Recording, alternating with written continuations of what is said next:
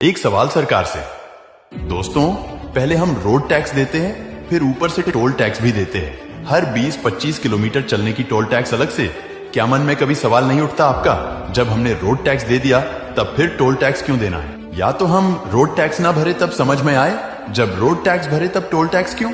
हमारे ही road tax की पैसे से रोड बन रही है, फिर उसी पे चलने के लिए टोल टैक्स क्यों? और हर 20-50 किलोमीटर पर क्यों? एक दिन मैंने हिसाब निकाला था, दिल्ली से कलकत्ता अगर अब गाड़ी से चले जाए तो डीजल के खर्चे से ज्यादा टोल टैक्स की खर्चे आते हैं। तो हम हिंदुस्तान की सरकार को इनकम टैक्स के रूप में, कॉर्पोरेट टैक्स के रूप में, वैल्यू एडेड टैक्स के रूप में, सेल टैक्स के रूप में, रोड टैक्स के रूप में, टोल टैक्स के रूप में, प्रॉपर्टी टैक्स के रूप में, हाउस टैक्स के रूप में, ऐसे ही 64 टाइप्स टैक्स के रूप में हर साल हम 20 लाख करोड़ दे देते हैं। 6,14,000 करोड़ केंद्र सरकार को और बचा हुए सब राज्य सरकार को 35 राज्य में।